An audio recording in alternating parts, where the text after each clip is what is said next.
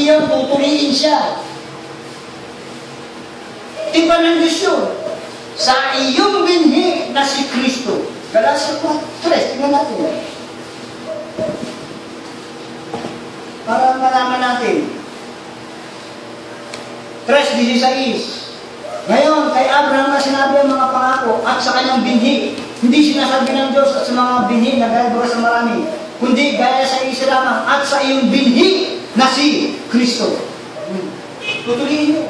Nasa ilalim siya ng kautusan ng mga magulang. Alinsunod sa kautusan ng mga magulang. Masahin nga ulit natin yung Lucas 2. Tingnan nga natin. Ano naman, ang mga pastor na to. Naging pastor ka. At siya napa sa templo sa Espiritu at nang ipasok sa templo ang sabon si Jesus ng kanyang mga magulang upang sa kanyang magawa nila ang nauukol. Alinsunod sa kaugalian ng kautusan. O, kita.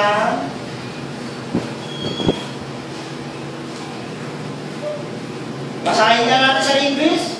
And he came with the Spirit in the temple, and when the parents brought in the child Jesus to do for him after the custom of the law. Ipinanganak sa ilalim ng kautusan. Hindi porkit pinanganak sila nung... Hindi po sinabing, para sa utos. yes, 10 utos na agad, ako po. Yan yung mga hindi nakakaalam ng kautusan. Pag hindi ka nakakaalam ng kautusan, one size ba yun? 1:49. Oh, 1:49, ang karamihan ito na hindi nakaalam ng kautusan, sinumpa. Kaya kailangan, alam natin ang kautusan.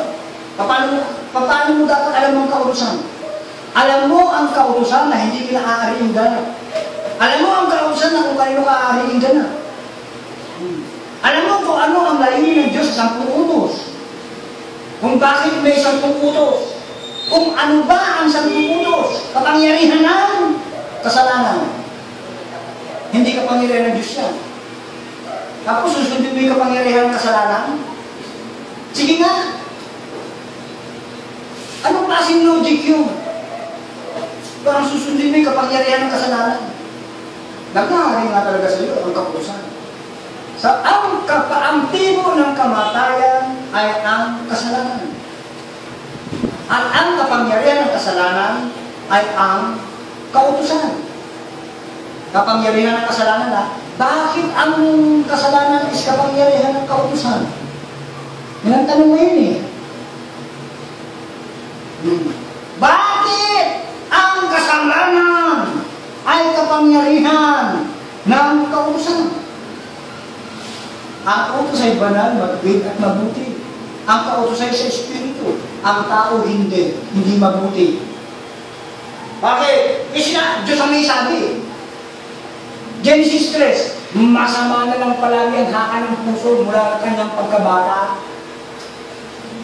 Kaya huwag ipagmamalaki na yung binata, isinusunod niya isang utos mula pagkabata. Bakit? Masama na talaga ang puso niya. Kaya kailangan mo sumunod sa utos.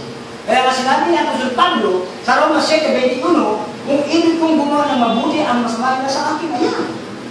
Ang kautusan kasi, kaya ang pangyarihan ng kasalanan niya, ang utos banal, magbait at mabuti, ang tao hindi. Masama na lang palagi ang haka ng puso. Sabi na, susunod niya yung kautusan, hindi ako niniwala sa inyo. Pag sinabi nyo nasunod nyo ang kautusan, diwawalan nyo ng puri ang Diyos. Ginagawa sa sinungaling ang Diyos. Bakit? Kinulong ng Diyos ang lahat sa kasuwayan, no? Pagkatapos, pangangalanda ka doon, pagkakapuhin mo, nasunod mo yung kautusan, wala kang alam. Sinumpa ka. Hindi mo alam ang kautusan. Kaya, mag-aral mabuti. No? Pag-aralan mabuti, yung kautusan. Hindi ko nasunod mo yung kautusan, wala kang kasalanan. No! Lalo kang binigyan ng 10 utos ng kasalanan. Nagtangi ka na ng tao. Ang sabi ni Apostol Santiago, pati 10 utos. Guilty ka na rin doon. Hindi siya na kasalanan mo. Sige nga, paano naging law of liberty yan? Dahil yung mga hindi nakakaalam ng kautusan, sinumpa. Tuturo mo, liberty, ang laking paglapastangan sa Diyos yun. Niwawalan mo ng puri ang Diyos. Sinabi na nga ni Apostol Santiago you are guilty of all. Biruin mo, in-English mo man, hindi mo rin para maintindihan. Guilty of all ka, pagkatapos sasabihin mo, law of liberty yung guilty of all ka. Naku, huwag ka kayo mag-English, hindi nyo rin naman maintindihan. Pag-aral muna kayo mag-Tagalog bago kayo mag-English.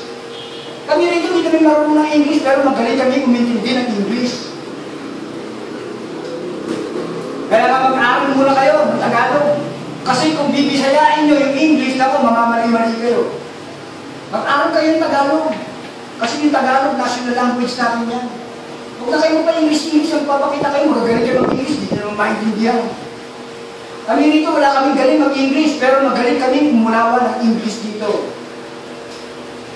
Sabihin mo, law of liberty, Ten Commandments, guilty of all ka nga, guilty ka nga. Paano ka naging liberty doon? Alam niyo ba ibig sabihin ng liberty? Hindi liberty yung gatas, ha? Hindi rin si liberty ilaga na artista ng araw. Kalayaan ang sinasabi diyan. Hindi ka utusan ng kalayaan sa pumutos.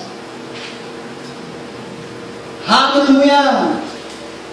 Pag nagkasala ka doon sa kaliit-liitang utos na sinasabi ni Kristo, Mateo 5, versikulo 19, kaya ang sino mong sumuway sa isa sa kaliit-liitang mga utos na ito at ituro sa mga tao.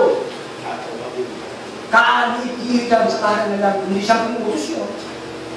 Ano sabi ni Santiago, nagtangi ka ng tao, guilty of all ka.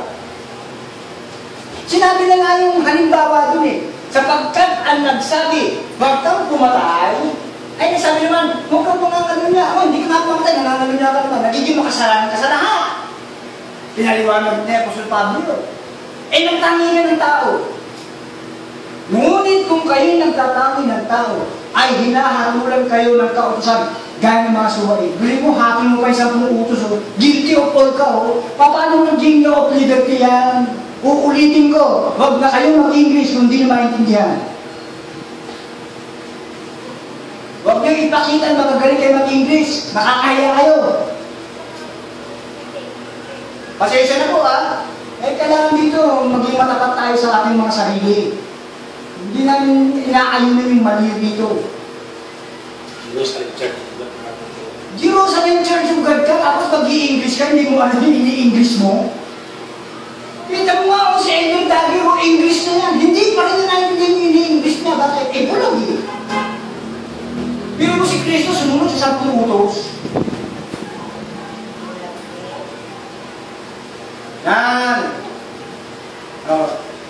Porque sinabi, ang kasalanan ay ang pagsalansang sa kautusan. At sa kanya yung walang kasalanan. Porque walang kasalanan kay Kristo. Sinunod niya sa pumutos kasi ang kasalanan pagsalansang sa kanya. Hindi niya sinalansang sa mga kautusan kaya wala siyang kasalanan. Sumunod siya, kasama pumutos, may logic yung tao. Pagtaong kaisipan niyan. Hindi kaisipan ng Diyos yan. Lumagay ka sa likuran ko sa tanas. Bahagi ng tao yan. Ang sinabi ni Kristo kay Pedro, lumagay ka sa likuran ko, Satanas, sapagkat hindi mo pinag-iisip ang mga bagay ng Diyos, kundi mga bagay ng tao. Ang bagay kasi ng tao, kung nakabasa ng kautusan, nakabasa ng aaliing ganap doon sa nagsisitalima sa kautusan, kailangan mo lang sundin yung kautusan para aaliing ganap ka. Bagay ng tao yun, hindi bagay ng Diyos yun. Pag-aralan yung mabuti. Huwag sana kayong maging gatas, nang walang karanasan sa salita ng katuwiran. Alamin niyo muna kung ano yung katuwiran.